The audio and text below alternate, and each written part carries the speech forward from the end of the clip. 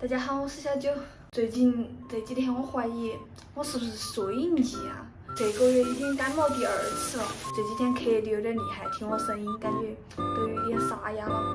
所以我就今天放假嘛，我就买了点金桔，然后我就想煮一个那个金桔柠檬泡水果的那个。